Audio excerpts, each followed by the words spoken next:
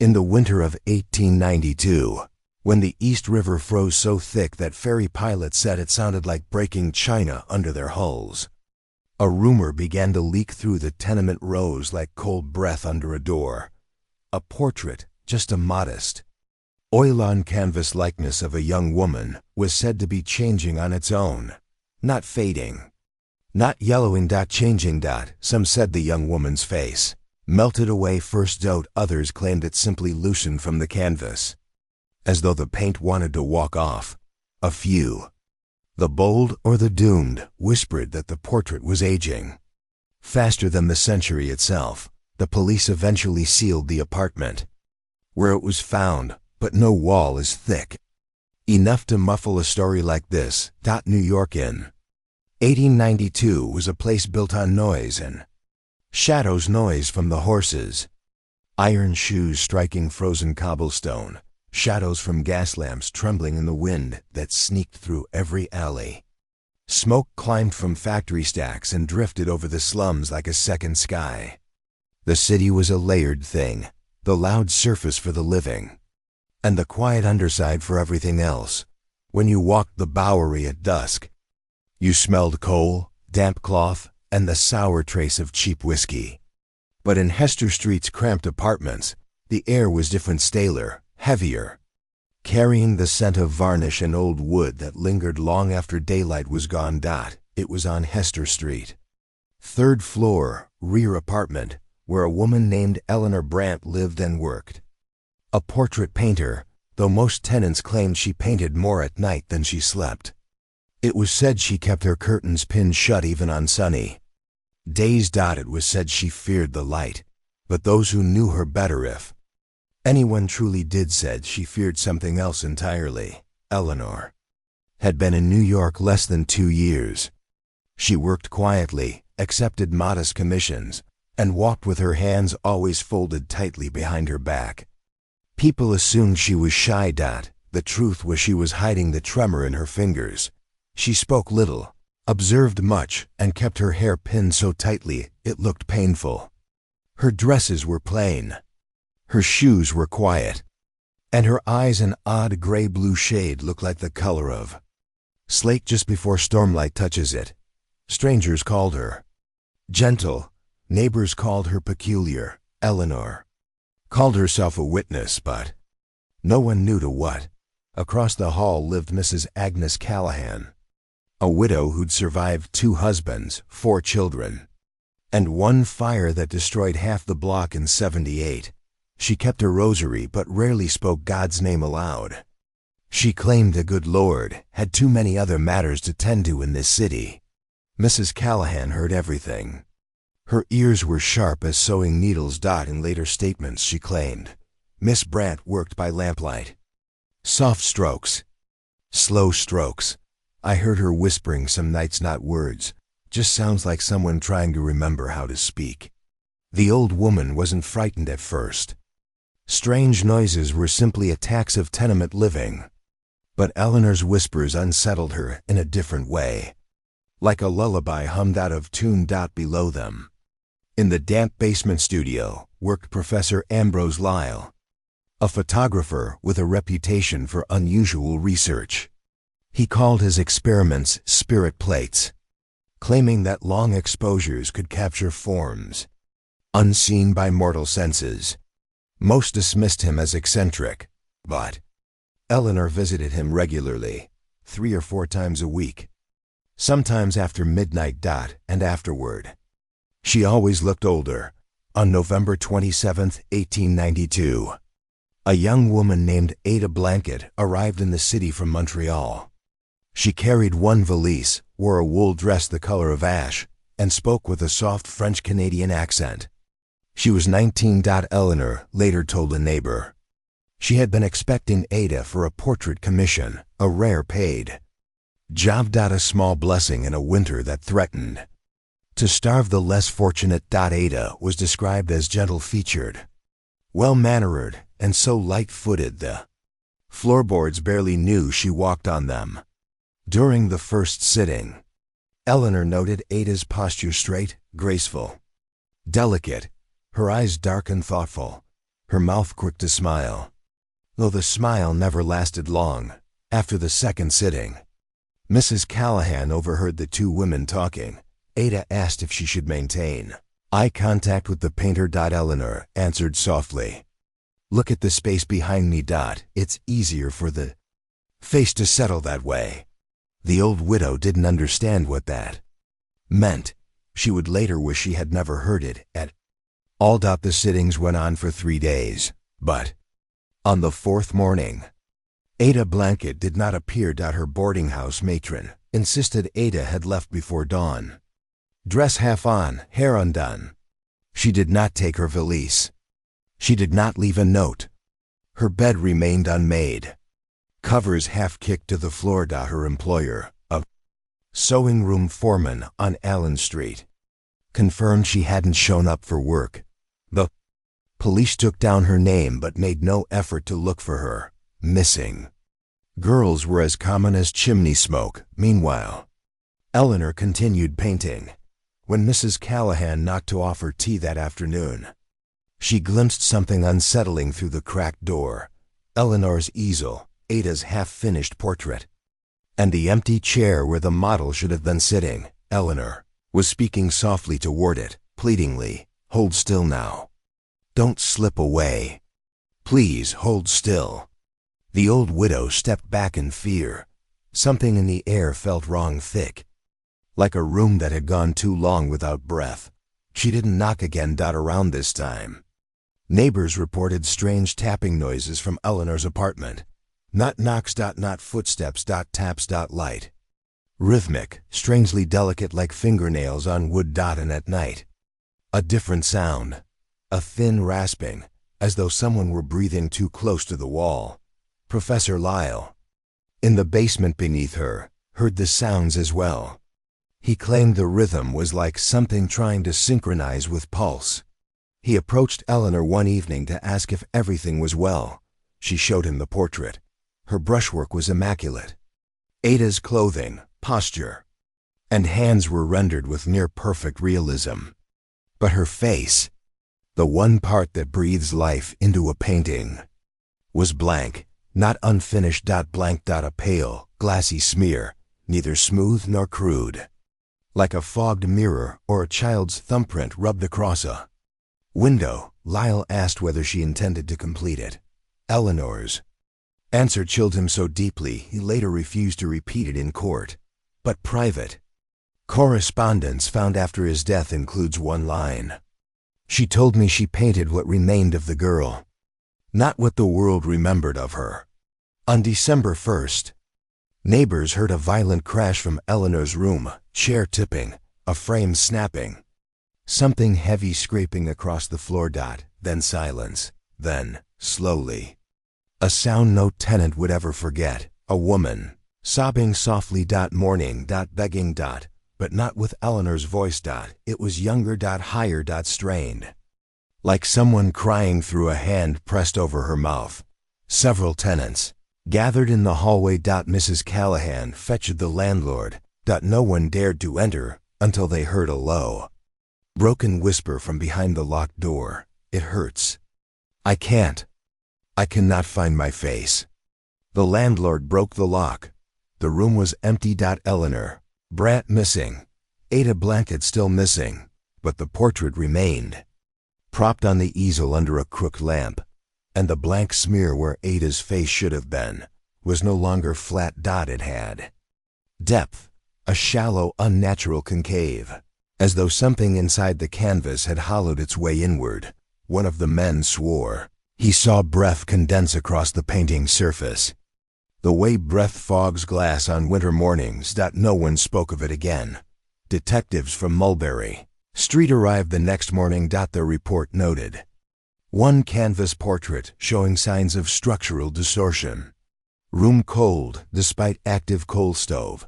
Faint odor of varnish mixed with human sweat. No signs of forced exit. Painter missing. Presumed fled. The portrait was removed and taken into custody, but the officer who carried it said something haunts him still. The damn thing felt warm, like a body wrapped in cloth. When asked to clarify, He refused. And that was only the beginning. The portrait did not dry. Paint always dries slowly, unevenly, stubbornly in the cold, but this paint did not behave. Officers swore that when they first brought the canvas into the evidence room, its surface looked wet. Hours later, it still glistened. Days later, it still glistened. And on the morning of December 4th, the clerk assigned a catalog it refused to enter the room, claiming the painting had changed again. It had grown older. The clothing on the figure remained perfect, crisp, unchanged. But the neck, once smooth and youthful, now showed hints of creases. Lines that had not existed before.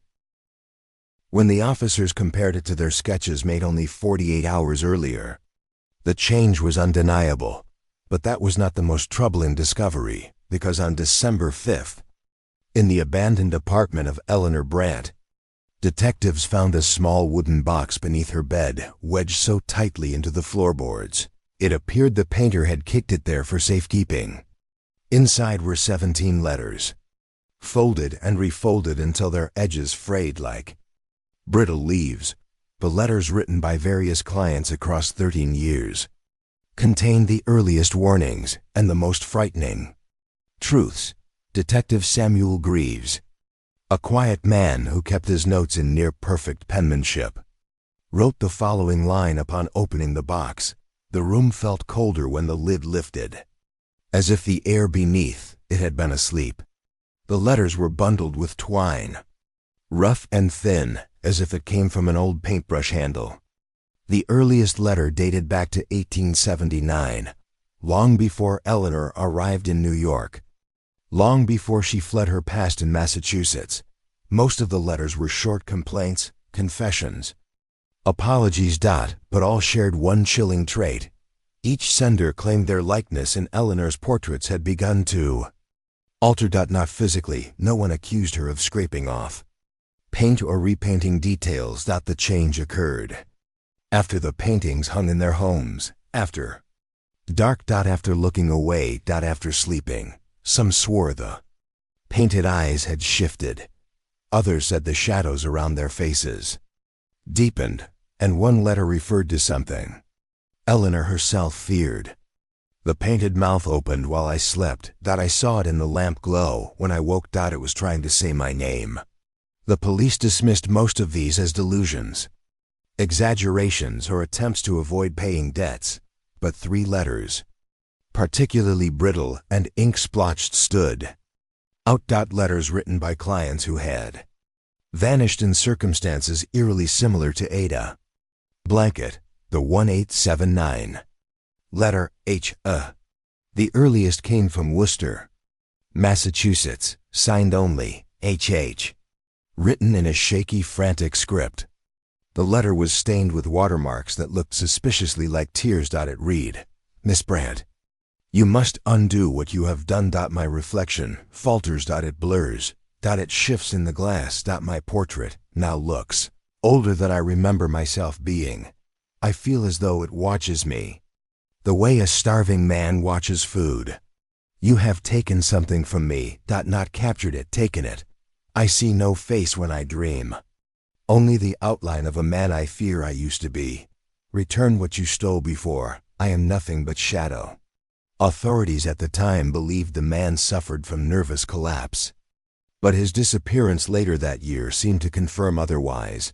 He was found wandering near a mill canal, unable to speak, unable to recall his own name, face gaunt and eyes wild. Witnesses claimed he kept touching his cheeks as if making sure they were still there. His portrait, Eleanor's creation, was never recovered. Another letter, dated 1883, arrived from a mother in Rhode Island. Her daughter, Maribel, age 15, had been painted by Eleanor that spring. The mother's handwriting trembled, running down the page like someone writing from a moving train. She wrote, "My daughter does not speak anymore. She does not move much either. She simply stares into the corner where the portrait once hung, as though something continues to stand there." The painting grew pale, the cheeks, the lips, The eyes color draining as if drawn out of the canvas by some invisible mouth. When Maribel looks in the mirror, she touches her face as if she does not trust it. She said to me once, before she fell silent, "It's learning to be me." Maribel disappeared 3 weeks later. Her shoes were found by a riverbank. Her portrait, hung in the parlor, was blank where her face once had been. Only a hollow remained. The final letter was from New York itself, dated just a year before Ada's disappearance. It was never sent. Instead, Eleanor had written it addressed to no one and hidden it among the others. The ink looked different. Darker. Desperate. Eleanor wrote, "The faces do not stay. Not on the canvas. Not in the living." I thought at first it was a mistake, some flaw in my brushwork, some curse of the varnish. But it is not the paint that drains. It is the person. They sit before me, and something lingers behind them, a shape, a shadow, a waiting thing. Sometimes it moves when they do not. Professor Lyle says, "I have a gift." He is wrong. What I have is a burden. The last lines were blurred with smudges that looked like fingerprints, dragged through wet ink. If ever a face goes missing from a canvas, do not seek the person. It has already claimed them. Detective Greaves copied that last line twice in his notebook. The police stored the portrait in the lower evidence room, beneath Mulberry Street Station. A cold chamber with stone floors and iron racks. The air down there was always damp. The windows, small and grimy, barely let in daylight. But after the portrait arrived, the room grew colder. Detective Harlow reported that every morning the canvas looked subtly different, hard to describe in words, but easy to feel in the gut. A wrongness, a shift. By December 10th, the figure in the painting, Ada, looked several years older than the girl had been in life. Lines around the neck, a slight droop to the shoulders, and worse, the hollow where the face should have been seemed deeper still. One officer claimed he saw faint texture inside the hollow, like something slowly unfurling in the dark. He quit 2 days later, on December 11th. Professor Ambrose Lyle requested access to the painting. He claimed it might help locate Eleanor Brandt. The detectives, desperate for any lead, allowed the visit. Lyle approached the canvas like a priest studying a corpse. His hands trembled not with fear, but anticipation. He asked for the room to be cleared. Only Detective Greaves remained. Later, Greaves described Lyle's examination in his report. He leaned close enough to fog the canvas with his breath. He said the hollow was not absence, but invitation. When asked what that meant, Lyle responded, "Something is making room." He then examined the edges of the canvas slowly. Reverently, he ran a finger down the back seam, then drew it away quickly. Blood. Thin line, barely visible. As if something sharp inside the stretched fabric had nicked him. Lyle stared at the wound as though recognizing an old enemy. He whispered, "It is hungering faster now." When Greaves demanded an explanation, Lyle gave none. He simply left the station, and he did not return home. Witnesses saw him walking south in the evening fog, coat unbuttoned despite the cold, eyes fixed ahead like a sleepwalker. He was never seen again. Meanwhile, across Hester Street, Mrs. Callahan, the widow who lived across from Eleanor, found she could not sleep. The apartment felt wrong, the walls too still, and then one night, 4 days after Eleanor vanished, she saw something through her window, across the narrow alley where Eleanor's window faced hers. Faint light flickered behind the boarded-up curtains, a lamp, a moving shadow. Figure. The building superintendent insisted the apartment remain sealed by police, but Mrs. Callahan watched all the same, and what she saw next curdled her blood. A shape slender, feminine, moved behind the curtain, not walking. Gliding. As if her feet did not touch the ground. Hand reached up and pressed gently against the fabric. 5 pale fingers. No face, just the faint outline of a head that looked unfinished. Mrs. Callahan said later, The face was smoothing over, like wet clay wiped flat. She shut her curtains and did not open them again until dawn. By mid-December, the rumor had spread through the block. Eleanor Brandt had painted something she should not have. Ada Blanket had been taken by something no police could chase, and the portrait, still housed in the evidence room, was changing more quickly with each passing day. Some said the hollow had begun to pulse. Others said if you leaned close, you could hear faint breathing from inside the canvas. One janitor reported seeing a drop of moisture fall from the edge, like sweat or condensation. When he wiped it with his sleeve, the stain burned through the fabric. He resigned immediately. On December 14th, a second disappearance was reported, a factory girl named Louisa Peak, who lived 2 blocks from Eleanor's apartment. She had never met the painter. She had no connection to Ada, but when her roommates searched her belongings, they found something strange, a small charcoal sketch of Louisa's own face, but the face had been erased, not rubbed out, absorbed, as though the paper had eaten the charcoal. Louisa, that afternoon, was seen walking toward the river. Witnesses claimed she moved stiffly, as if not entirely familiar with the act of walking. The last person to see her alive said she kept touching her cheeks, like she was checking if they were still there. Her body was never recovered. And on that same night, the hollow in the portrait at the station deepened noticeably. The detectives no longer questioned whether the portrait was changing. They now questioned how much longer it would take before something inside it finally finished forming. And more urgently, where Eleanor Brandt had gone, because the hollow in the portrait was not the only thing growing. By the 3rd week of December, the portrait was no longer just aging. It was developing. A faint impression had begun to rise from the hollow, a suggestion of contour, the ghost of a cheekbone, the barest suggestion of a human curve pressed outward from within the vime fabric, like a face trying to push its way through cloth. Detectives who guarded the evidence room stopped entering. Alone. Some refused altogether. One officer claimed he saw the canvas bulge outward, only to flatten when he blinked. Another swore it whispered just faintly, like a sigh slipping through a crack in the wall. But the most chilling report came from Detective Greaves, who noted, "The painting has begun to reflect light where it should not.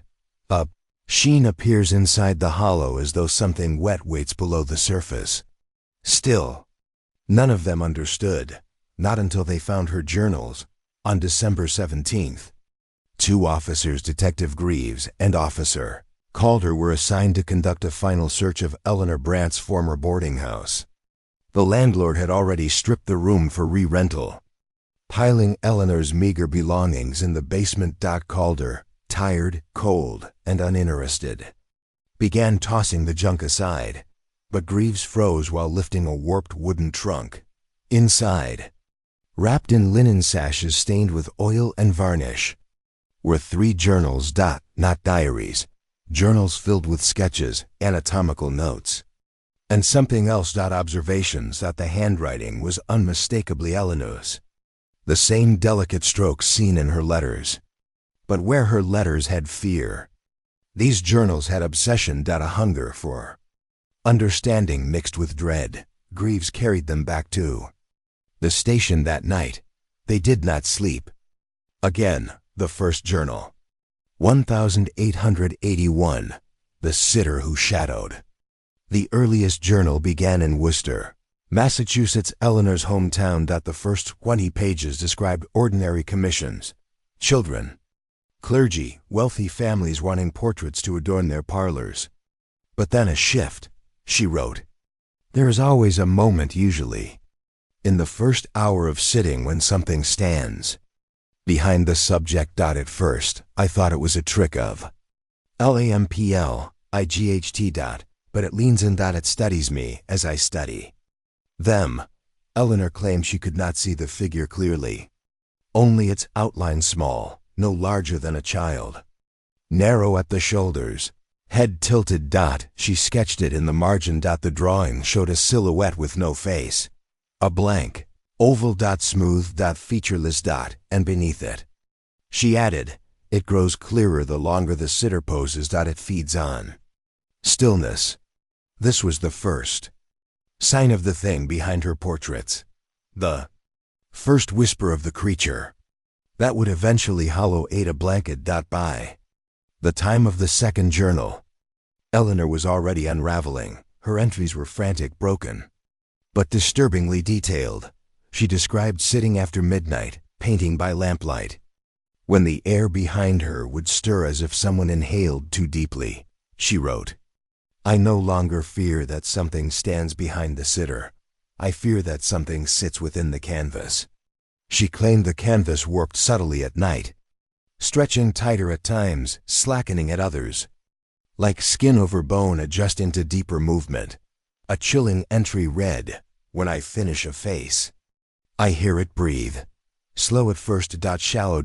Breath nonetheless. There were sketches, disturbing ones showing faces with their features sliding, sinking, vanishing down into a dark void drawn at the center of the canvas. One page contained only 2 lines. The portrait takes what the sitter does not guard, and a face is so very hard to guard. The final journal covered the year before Eleanor fled to New York. Her handwriting was erratic, letters uneven, ink strokes shaky. Here, her fear became terror. Page after page described something Eleanor called the hollow. She believed the creature inside the portrait was not a spirit, nor a demon, nor a ghost of the dead. It was something older, something patient, a parasite of identity. She wrote, it learns. It studies. It mimics. And then, it grows only when the sitter is still. For stillness is surrender. One entry near the back chilled the detectives more than any crime scene. The hollow has begun to remember faces I have painted. They flicker in the canvas when I blink. It does not matter whose face is painted. It only matters that a face is available for taking. The last entry, dated March 12, 1891. Read, I must stop painting, but it calls to me. It begs for another. It will starve if I deny it, and starving things do not remain still. It was signed simply, E.B. By December 20th. The evidence room guards worked in pairs. No one wanted to be alone with the portrait. That night, 2 officers, Madsen and Boyle, were assigned the midnight watch. They sat at a table in the corridor, lantern faint and flickering. It was a cold night, even for a stone basement. At 1:13 a.m. they heard a soft sound, a breath, long, slow. Too close. The sound came from the evidence room. Boyle, braver or more foolish than Madsen, opened the iron door. Inside, the lantern light cast long, trembling shadows across the racks. The portrait sat on its easel, but something was wrong. The canvas bulged outward, only slightly, but unmistakably, like something pressing gently from behind the fabric. Boyle approached. Madsen remained frozen. Boyle lifted his lantern. And then he screamed. The hollow, once concave, now showed shape. Not vague, not abstract. A face was forming. Cheekbones, faint and fragile. A hint of lips. A shallow depression where eyes would be. It was not Ada Blanket's face. This one was older, Madsen later wrote. It was growing the face of a woman who had been afraid for a very long time. Boyle ran for the corridor, shouting for help. The portrait's surface rippled, just briefly. Just once, like something beneath it stirred in annoyance. Boyle collapsed at the station doorway, clutching his cheeks. His fingertips dragged across his skin as though he felt something beneath it. He kept shouting, it's pulling away my face, my face. He clawed at his own features until the other officers restrained him. By morning, he was dead. The doctor recorded cause of death as trauma inflicted during hysteria. But Madsen, who held Boyle's shoulders as he died, claimed something worse. His face loosened, like wet plaster peeling from stone. No one believed him. No one wanted to. But the portrait changed again that night. The forming face. Now clearer, now older, now undeniably human. Had gained a new detail, a faint, desperate twist to the mouth, a frozen scream, and a crease in the forehead that looked like the beginning of Boyle's expression. Mulberry Street Station became a place of dread. Officers stopped taking late shifts. Prisoners complained of nightmares. Whenever placed near the evidence room, one thief claimed he saw a woman without a face looking at him through the bars. He asked to be moved upstairs. When the jailer mocked him, the thief said she was touching the canvas from the inside. The jailer moved him. Meanwhile, Mrs. Agnes Callahan could no longer bear the silence of her building. Eleanor's empty room faced hers. She kept her curtains drawn, but some nights she heard faint tapping across the alley, as if someone gently tapped a fingernail against glass. On December 22nd, she made a decision. She crossed the street, entered the police station, asked for Detective Greaves. Her voice trembled more from age than fear. But her message was clear. Something is in that portrait. Detective, something that remembers being alive. When Greaves asked what she meant, the widow whispered, "I saw Eleanor last night." He told her that was impossible. She shook her head sharply. "No, I saw her silhouette. Not moving right. Not standing right. And her face was nothing, detective. Nothing at all." Greaves felt a chill deeper than the winter wind, because earlier that morning, he'd read the final line of Eleanor's journal again. If ever a face goes missing from a canvas, do not seek the person. By the end of Section 3's timeline, December 23, 1892, the hollow had grown bold. The canvas now bulged in two places. One where a cheek had formed from stolen flesh, one where something else was pushing against the fabric. Some nights, guards reported hearing breathing, scratching whispers. A single knock repeated. As though something wanted out, the detectives now faced an impossible truth. The hollow was learning to inhabit the human world. Not just through the canvas, but through the faces it consumed. The question was no longer what Eleanor had painted, but why the portrait was not yet finished.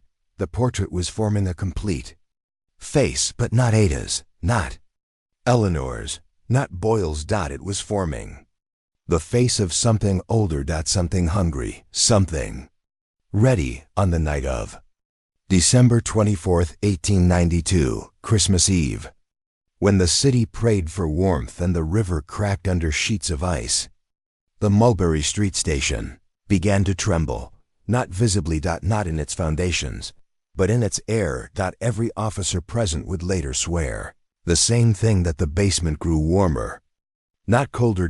As though something alive had stirred and drawn its first real breath. At 11:14 p.m., just as the last patrol returned for coffee and shelter, a sound rolled up the stairwell. A long, low exhale. Human, tired. As if someone had been holding their breath for centuries. One officer muttered, "Someone must be trapped down there." But no one moved to check, because deep in the stone-walled evidence room, the portrait did something it had never done before. It breathed again. Over the past week, the hollow in the portrait had grown from a shallow depression into something more anatomically defined. But by Christmas Eve, it was recognizable. Too recognizable. Detective Greaves, the only man who kept returning to the evidence room, wrote in his log, "The face forming is neither alive nor dead. It is the memory of a face. It is learning its lines." The cheekbones stood out now. The lips, faintly parted, no longer resembled Ada or Boyle. They were older, thinner, shaped by years of silence, and most disturbing, the eyes. They were not yet open, but the lids bulged outward, as though something behind them was pushing, grinding, straining to see. Greaves stepped back from the easel. He whispered, "Dear God, it wants to look at me." But there was no God in that cold room, only the hollow. When Greaves turned to leave, He saw something sitting on the evidence table that had not been there the night before. A journal. A fourth one. Bound in dark leather. Edges frayed, ink still smelling faintly of varnish. Opened it. Only one entry filled the entire book, dated December 1st, the night Eleanor Brant vanished. Her handwriting was wild, slanted, shaking. It wants form. It wants flesh. It knows the city is full of faces. I tried to leave it unfinished, but it completes itself. I tried to burn it, but the fire bent away like wind-blown smoke. It used Ada to grow. Now it waits for me. I hear it behind the canvas when I sleep. Then, beneath these lines, the ink grew heavier, letters carved into the page. When it wakes, it will not stay inside the canvas. The last line, barely legible, read, "Forgive me." The floor behind Greaves creaked. He spun. The portrait still across the room was facing him. It had not been facing him moments ago. He stared. The canvas was still. The face remained half-formed, but the easel had turned several inches. As if something had leaned. Watching. Waiting. At 11:31 p.m., Officer Madsen arrived with a lantern. Called down by the tremors others had begun to feel, he found Greaves standing stiffly in the center of the room, clutching Eleanor's journal. "I didn't touch it," Greaves whispered. "Touch what?" Madsen asked. "The easel." He pointed. The canvas had shifted again, now angled more sharply toward the doorway. Madsen muttered, "It's just the draft." "There is no draft," Greaves answered. Then a sound echoed from the painting. Crack. Not loud. Not sharp. A quiet splitting. Like fabric pulled too tight. Like skin tearing. Both men froze. They watched.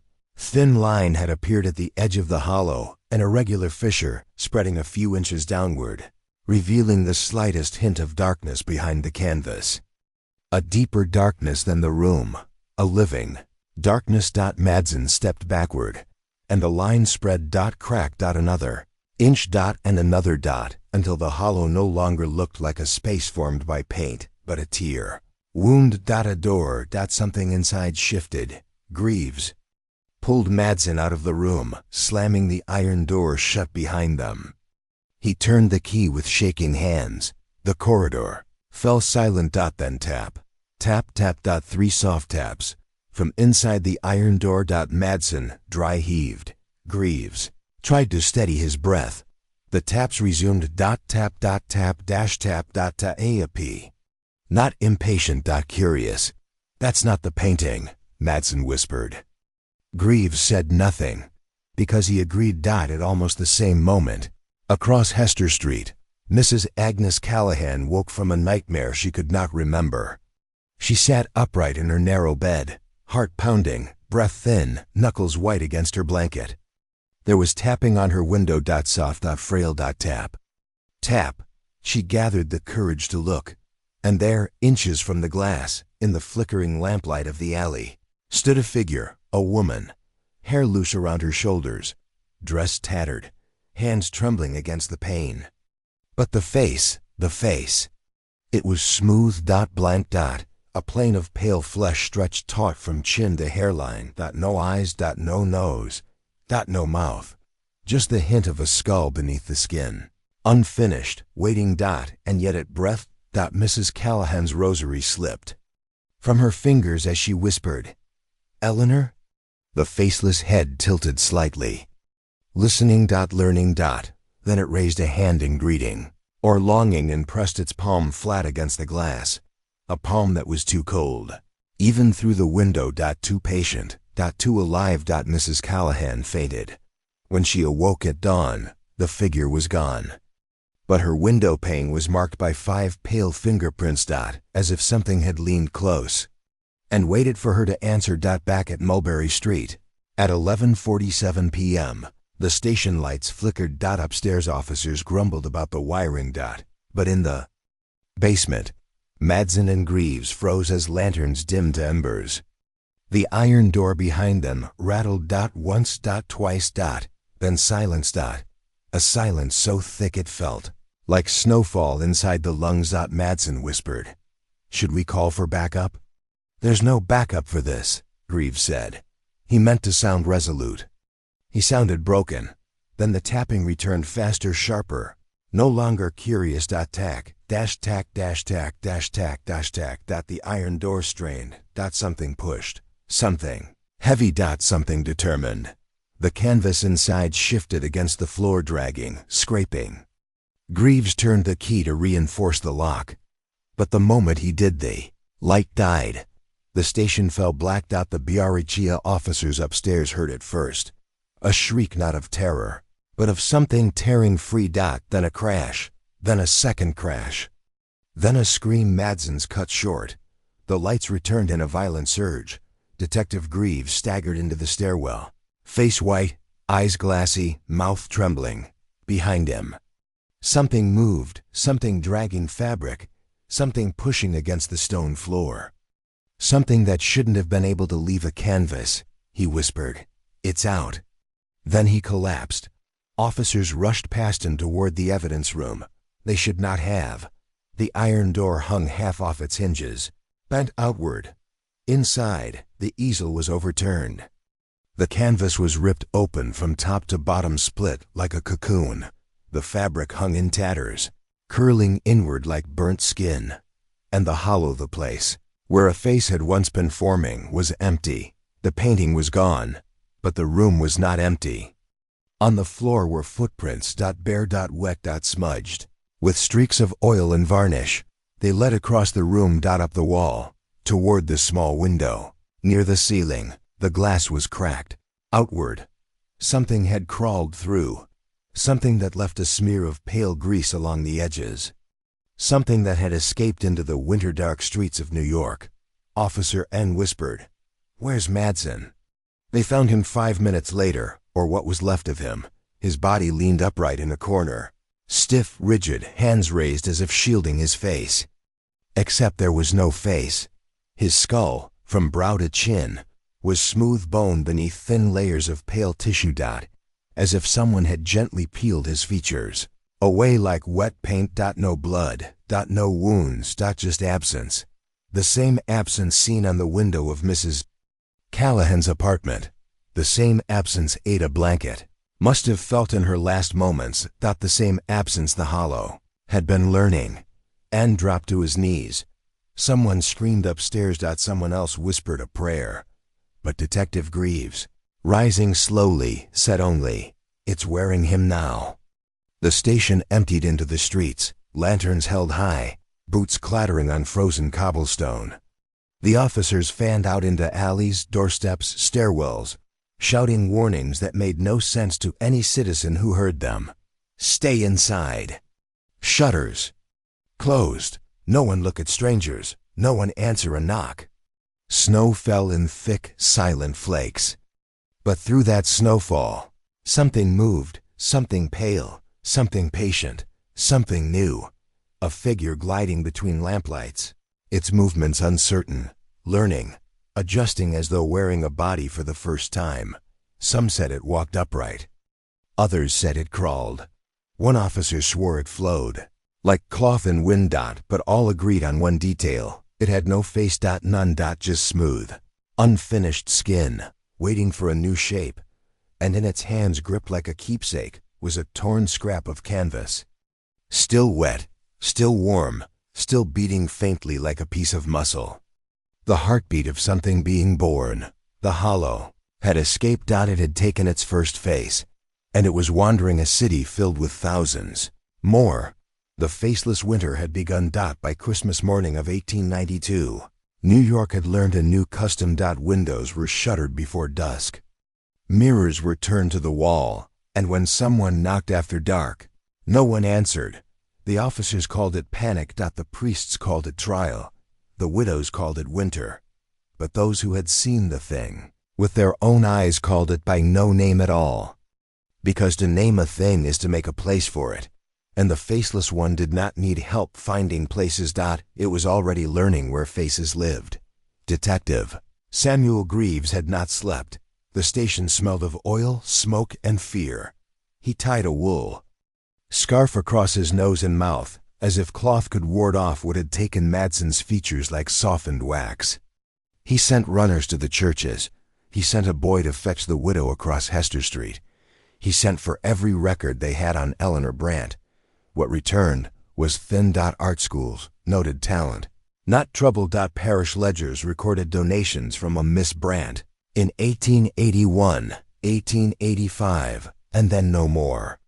A single scrap from Massachusetts mentioned a mill flood in 1878, 2 dozen drowned, several families displaced. It was the same year an early letter in the box had warned Eleanor to stop the faces from falling asleep. Greaves folded that scrap, tucked it into his pocket. He did not know why, only that the year clung to him like damp. He gathered his men around. A map of lower Manhattan. They marked alleys. They circled lamplight corridors. They X'd out the tenement rows where rumors bloomed like mold. Do not look too long at anyone who looks back too slowly. Greaves warned. It sounded foolish even to him, but he had seen the evidence room. He had seen Madsen's smooth skull. Foolishness had already been outpaced by whatever moved in the streets. They brought Mrs. Agnes Callahan into the station. Chair for her. A cup of black tea that went untouched. Her hands trembled, as if they remembered a different air, a colder glass. The prints left on her window by something that had not yet finished being human. What did you see? Greaves asked. A woman, she said. Not a woman. Describe her. I cannot. Except that nothing was where her face should have been. And yet I knew she listened. There is knowing even without eyes. Do you believe it was Eleanor? Mrs. Callahan closed her own eyes. A hard choice, a kind one. I think, she whispered. Eleanor stood near at once. Too near, and it learned her nearness. Greaves understood more than he liked. Would you help us find it? I am an old woman, she said, and then, after a long pause, yes. They reached for the journals again. Greaves turned the pages with a clerk's caution and a mourner's dread. There, near the back of the last volume, tucked into a sewn pocket, he found a folded note Eleanor had not meant for the police. A scrap torn from butcher paper, creased and greasy. The writing pressed in with such force, it had nearly cut the page. I did not create it. I met it. When I was a girl, I sat beside the canal after the flood of '78. The water was thick with silt. The faces of the drowned rose in the current like coins disturbed in a well, but where their faces should be, the mud slid into smoothness. I thought the river had grown tired of features. I sketched them. The sketches learned me. When I paint, it comes near. It presses behind the sitter like breath behind glass. When the sitter looks away, it leans forward. Ambrose said the camera could fix it. He was wrong. The plates gave it patience. I fear what wants to be born in me.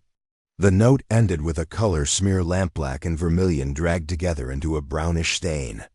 A fingerprint. Long, thin, Eleanor's. Greaves felt the room grow. Smaller. Not colder this time. Smaller. As if the walls leaned in to listen. Before nightfall on December 25th, word spread across the Bowery like a lit match across spilled lamp oil. Do not meet a stranger in the street and stand still. Do not look too long into blank glass after dark. Do not speak your name. If no mouth asks for it. The men at the station laughed at these rules. Then they followed them. Sound traveled quicker than discipline. Old women hung linens across their mirrors. Young men swaggered with lanterns, then walked faster on corners where the lamplight thinned, somewhere near the river. A boy began to sell small cakes of beeswax stamped with the shape of a closed eye. For luck, he said. For looking away. Greaves bought two. He gave one to Mrs. Callahan, a detective. Mocked him. The mocking detective would not return from patrol. That night, a knock came at the station door. Boy again. Haggard. Breathless, he carried a wrapped parcel tied in twine. "From the basement off Bayard," he said. "From the room where the dead man did pictures." The boy meant Professor Ambrose Lyle. The parcel held a wooden frame. Under the cracked glass lay a spirit plate, silvered. Pitted, milky with age. It showed a staircase, narrow, steep, half swallowed by shade. And there, on the landing, blurry, too near the lens to be clean, stood a figure. A woman in a long dress, head tilted. Features, a wash of fog. Only the suggestion of a mouth, the rest smooth, on the back of the plate, scratched with a nail. A single line: "You cannot photograph what refuses to choose a face." Under the line, 3 strokes. Not letters, a tally, or scratches from a shaking hand, or claw marks. Mrs. Callahan touched the corner of the frame. "These men helped it learn," she said. "Not with malice. With wonder. Wonder is a thin blanket in winter." Greaves wrapped the plate again. He could not bear it in the open air. The alarm bell at St. Ignatius on Broom rang twice after midnight, once for a break-in, once because the bell rope moved on its own. Brother Ansel, old and slow, saw a woman enter the vestibule and drift toward the font. He offered her shelter from the cold.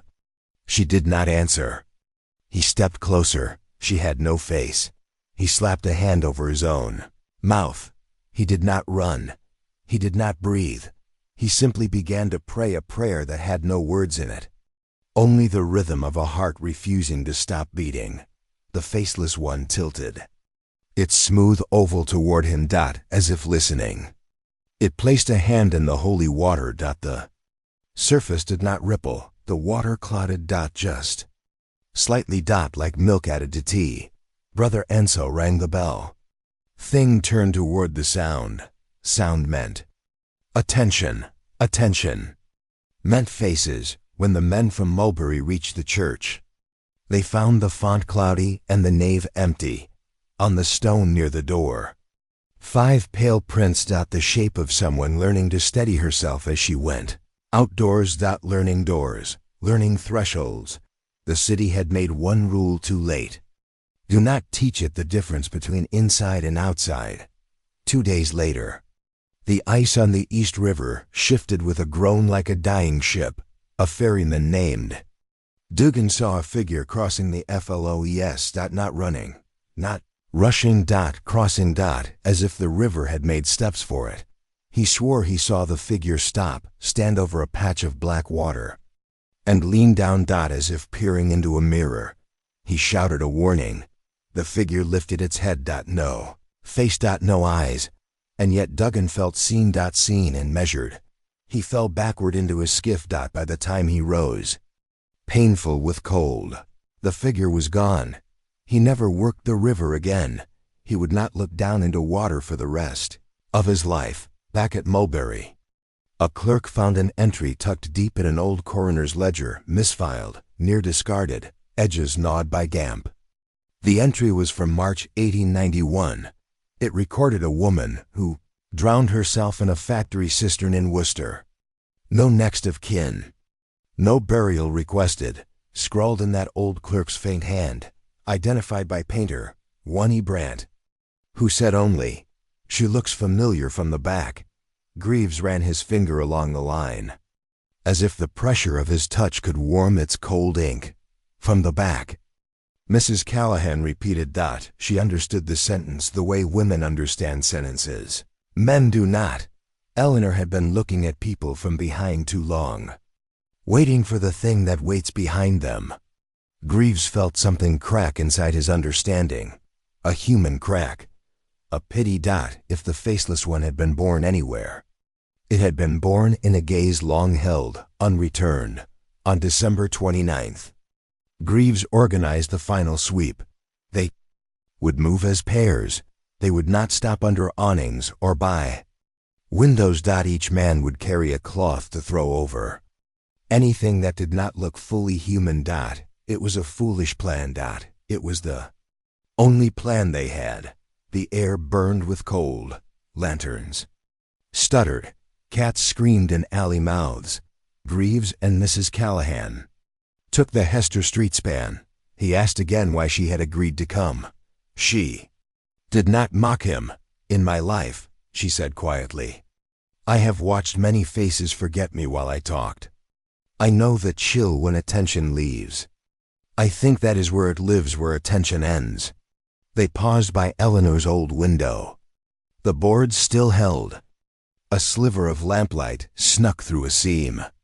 The same small light the widow had once watched with dread. Soft sound came from within, not a tap, a breath. Practicing. Greaves pressed his ear to the wood. He heard the long inhalation of someone trying to remember the pattern of lungs. He stepped back. He lifted his lantern. He nodded once to the widow. He kicked the door. The apartment smelled of turpentine and winter. Easels leaned like broken trees. A rag lay, stiff with varnish, on the floor. The ring of a lamp had burned into the wood, the circle charred black. The shape of a sun gone cold. Greaves moved the lantern slowly, as if bright jolts would wake old sleeping things. He found a small mirror propped, face down against the baseboard. He did not touch it. He set his scarf more firmly over his mouth. Do not speak your name, Mrs. Callahan whispered. He nodded. At the far wall, a shape shifted. Human height, human hands. No human. Hurry. It lifted its head. What lifted toward them was not quite blank. Now, something had been practicing, something had tried on mouths in the dark and found none fit. It had borrowed the suggestion of a jawline. It had pressed two shallow thumbprints where eyes might someday be. It turned to Mrs. Callahan first. There was recognition in the tilt. Recognition without memory. Recognition of a silhouette across a winter alley. Eleanor, the widow said softly, because the old always show mercy first. You may rest. The thing learned the sound of mercy. It breathed. It leaned nearer. It did not stop. Greaves threw the cloth. It draped over the head and shoulders. A shapeless sack. The figure twitched as if startled by the loss of even the idea of a face. For a moment, very small, very human. It seemed afraid. Then it placed a hand on Greaves's cheek. Warm, surprisingly. Warm. There was a pull. Not of flesh. Of attention. As if every gaze he had ever offered to another, every look and counterlook of his entire life, came loose inside him and slid toward that touch. He felt suddenly featureless in his own skull. He wanted desperately to say his name. To assert it. To call it back. He did not. Mrs. Callahan struck a match, the smallest, bravest act of that winter. The flame caught the rag caught the cloth, wet with old oil, kissed fire like a friend. Long missed. The figure thrashed. Not in pain. In confusion. Fire made noise. Noise made attention flutter. Attention made faces loosen. Greaves staggered backward. He dragged the widow with him. They stumbled into the hall. Inside, the room began to breathe in a new way. Wood took flame. Old varnish sighed. The canvas scraps along the wall curled like dead leaves in high August. The thing beneath the cloth moved toward the single window it remembered. The way beasts return to a watering place after a shot rings out. It struck the boards. Once. Twice. The third time it passed through. Something in it learned the shape of an escape. When the boards fell, what leaned out into the alley was not a woman. It was a heat-hazed shape like a face in glass. It slid into the dark. The building fire took. One room and no more. Men called it a small miracle. Greaves did not correct them. He knew better names than miracle. He wrote none of them down. By the first week of January 1893. The newspapers had grown weary of the story. They refused to print in full. They called it hysteria, a Mulberry fantasy, a policeman's holiday tale.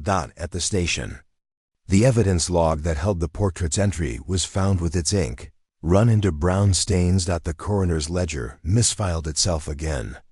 The journals, which Greaves had locked in a desk, vanished during a night in which no one remembers dreaming. Only the spirit plate remained, the staircase, the blur on the landing.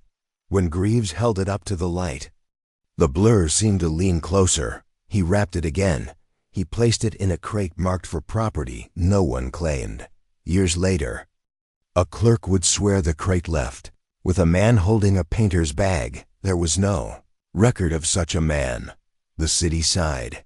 The winter broke. The river began to move as water should.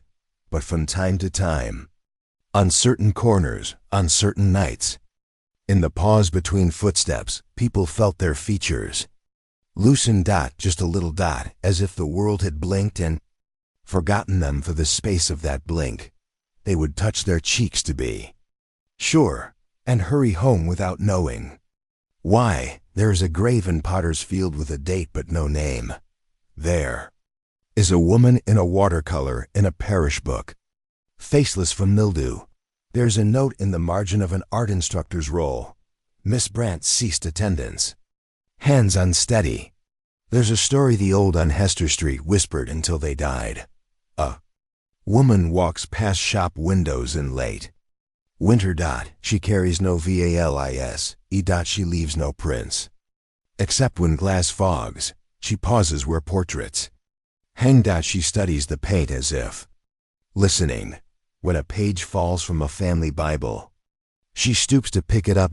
She runs a finger along the names. She learns how names feel. But when she looks up, there is no face. Not yet. That voice that tells this story never says whether the woman is Eleanor or the thing that learned her shadow. Perhaps by then, it did not matter. What Ari Mayes in a storage room under the old station, long since changed and changed again. Someone carved into a joist with a pocket knife. Another hand, rougher, added beneath. Do not let the canvas be be neath both. A third line more delicate, each letter shaped with the care of a painter working on fine detail. If a face goes missing, do not seek the PERS. Owen Greaves retired to a burrow that smelled less of varnish. He never married. He spoke little. He sat near windows, with a blind pulled half down. So the world came to him only as a suggestion, a smudge of light and shape. Nevermore. Mrs. Callahan died in her bed, rosary in hand, curtain tied shut against the alley. When her nieces cleared the room, they found 5 pale fingerprints on the inside of the glass. They wiped them away. They did not come back. The spirit plate vanished sometime around 1901 or 1903, or perhaps it is still in some drawer that sticks in damp weather, waiting for another hand to open it, another eye to wander, another face to be available. The portrait ripped, fled, finished elsewhere, never surfaced. Art dealers ages later nodded gravely and called it myth. The river, in certain cold years, still remembers a different shape of breath. The rest is rumor. Rumor keeps better than paint. If you must have an ending, have this instead. A night long after those long winter nights. A small gallery in a poor ward. A charity exhibition. Candles stuttering. Children pressed to their mothers' skirts. A portrait, unsigned, hung slightly too high. It shows a woman in a plain dress. Her posture is careful. Her hands are folded just so.